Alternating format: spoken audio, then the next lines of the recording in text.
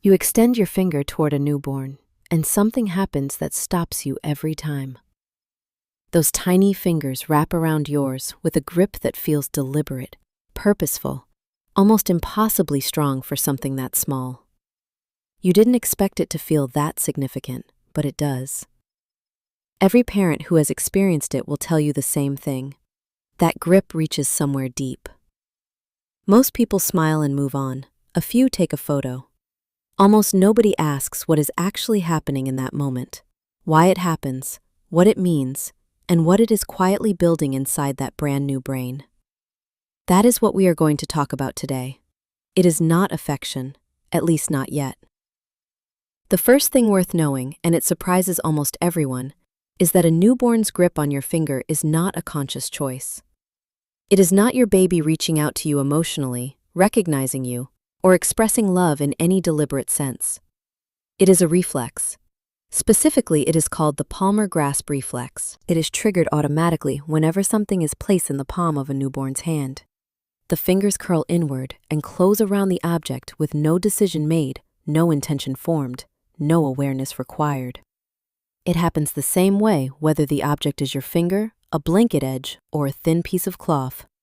The brain is not involved in the way we usually mean when we say a baby is doing something.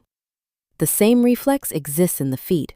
Place your thumb against the ball of a newborn's foot, and the toes curl downward and inward in the same gripping motion. This is called the plantar grasp reflex, and it is the foot equivalent of the same ancient mechanism. Knowing this does not make the moment less meaningful, but understanding what it actually is opens the door to understanding why it exists at all. And that story is far more interesting than simple sweetness. It is older than our species. The palmar grasp reflex is not something humans invented. It is something we inherited. In our primate relatives, chimpanzees, gorillas, macaques, newborn infants grip their mother's fur from the moment of birth. This grip is not optional. It is survival. A primate infant who cannot grip does not get carried. An infant who does not get carried does not survive. In primate newborns, the grip is strong enough to support their body weight. In human newborns, the reflex is present, but grip strength varies and is not reliable for weight bearing.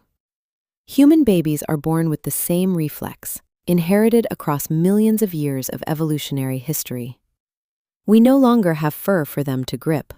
The function has changed, but the reflex remains, written into the nervous system at a level so deep and so old that it persists regardless of whether it is still strictly necessary. When your newborn grips your finger, they are doing something their ancestors were doing long before humans existed. That grip is a biological echo reaching back through an almost incomprehensible depth of time. What it tells doctors. Here's where the palmar grasp reflex becomes practically important in a way most parents never hear about. Pediatricians and neonatologists routinely test this reflex in newborn assessments precisely because of what its presence, absence, or asymmetry can reveal. A strong, symmetrical palmar grasp reflex in a newborn is a positive neurological sign. It confirms that specific neural pathways between the spinal cord and the motor cortex are functioning as expected. An absent or very weak grasp reflex can indicate neurological depression, sometimes seen after a difficult birth in premature infants or in babies exposed to certain medications. An asymmetrical reflex, strong on one side and weak on the other, can be an early indicator of nerve damage, birth injury, or, in some cases, conditions affecting one side of the brain.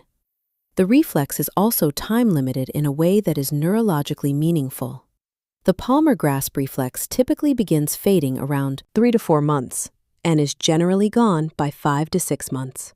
This disappearance is not a loss. It is a sign of progress. The reflex fades because the higher cortical areas of the brain are maturing and beginning to exert voluntary control over the hands. The automatic grip gives way to intentional reaching, grasping, and eventually the precise pincer grip that will allow your child to pick up a single grain of rice. If the palmar grasp reflex persists significantly beyond 6 months, it can, in some cases, indicate that this cortical maturation is delayed, which is why developmental pediatricians track its disappearance as carefully as its presence. The transition from reflex to relationship. Something shifts around 3 to 4 months that is worth paying close attention to. The automatic grip begins to fade, but something else begins to emerge in its place. Your baby starts to reach. Not reflexively, not automatically, but intentionally. They see your finger, or a toy, or your face, and they extend their arm toward it with visible effort and concentration. They miss sometimes. They try again. This is a fundamentally different act from the newborn grip. It involves the visual cortex, the motor cortex, hand-eye coordination, intention, and the beginning of goal-directed behavior. It is one of the most significant developmental transitions of the entire first year, and it happens so gradually that most parents only notice it in retrospect. The reaching that replaces the reflex is the first physical evidence of your baby forming a deliberate relationship with the world around them, and increasingly, specifically with you. By 5 to 6 months, babies show clear preferential reaching toward familiar caregivers. They are not just grabbing what is available, they are choosing. That shift from reflex to choice is one of the most profound things that happens in early infancy, and it begins in the hands. What the grip is building inside the brain. Every time your baby grips your finger in those early weeks, reflex or not, something real is happening in the developing nervous system. Touch is the first sense to develop in utero. It is operational before vision, before hearing reaches its full capacity, before taste and smell have anything much to work with. The skin is the largest sensory organ in the body, and in a newborn, it is exquisitely sensitive, particularly in the hands and mouth, which have the highest density of sensory receptors anywhere on the body.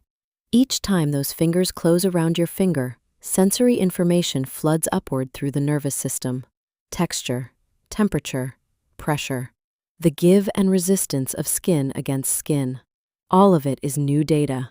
All of it is being processed, mapped, and filed by a brain that is building its understanding of the physical world almost entirely through touch in these earliest weeks. The hands are also disproportionately represented in the brain's sensory and motor cortex, in the region known as the homunculus. If you drew a human body, scaled to match the amount of brain real estate dedicated to each body part, the hands would be enormous. This is because manual dexterity is one of the defining features of human cognition.